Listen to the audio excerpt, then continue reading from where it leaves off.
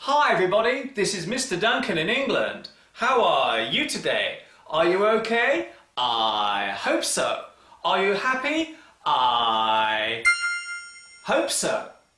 In this lesson, we're going to spend some time talking all about time.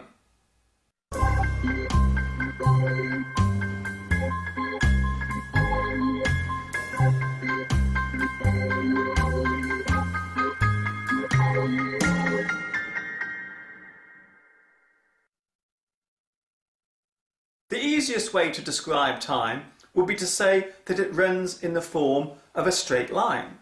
That is the reason why we often describe time as being linear. There are some pretty strict rules when it comes to our understanding of time. For example, time can only go forwards. Time cannot be slowed down. And time cannot be stopped. Luckily for us, we have a neat little system called stressing tense. This allows us to use words to show when something has happened, if it's happening now, or when it will happen. But how does this relate to learning English? I will tell you. In English grammar, we need to know when an event is happening, and we need to be able to show it clearly by what we say.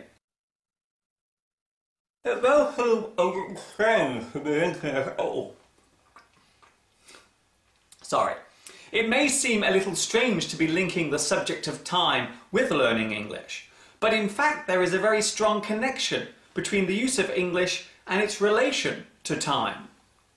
Needless to say, everything happens at a certain time, so it is important for us to be able to say when a certain event happened.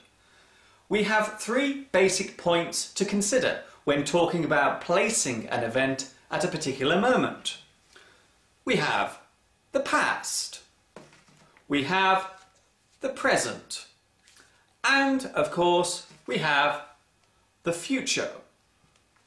It is also worth remembering that the only part of this that is moving forward is the present. The future always lies ahead, and the past is constantly trailing behind. However, the present is also constantly changing. It is a little bit like sitting in a moving car. The car represents now, and the road is time itself. So when speaking English, you will need to know how to express words to clearly show the point of time to which it relates. A very simple example would be did, doing, do. I did it in the past. I have done it already. I'm doing it in the present. I'm doing it now. I will do it in the future. I will do it later. I did my homework. I did my homework in the past. I've done it already. It's already been done. I'm doing my homework. That means it is being done now. I will do my homework. That means it will be done later, in the future. Another example for you. I went for a run. I'm running. I will go for a run. And one more example. I carried my shopping home. I'm carrying my shopping home. I will carry my shopping home. If I used the word walked in a sentence, would I be talking about something I did already in the past, or would I be talking about something I will do later in the future? If you said it was something I did already, then you would be right. Well done. Time is a very complicated thing to understand. It took humans thousands of years to discover the relation between when and what. But we finally did manage to work it out when a scientist named Albert Einstein scratched his head one day and said, "It is all relative." It was at that precise moment when the theory of relativity was born.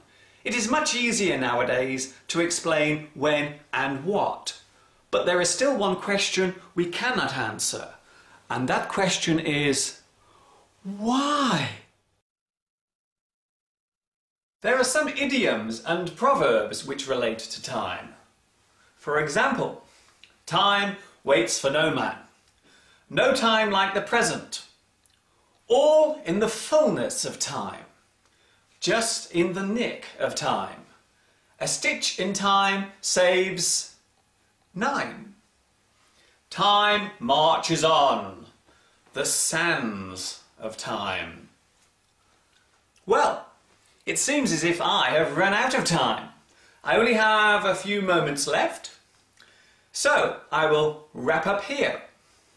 This is Mr. Duncan in England saying thanks for your time and for watching. See you later, next time, hopefully soon. Bye-bye for now.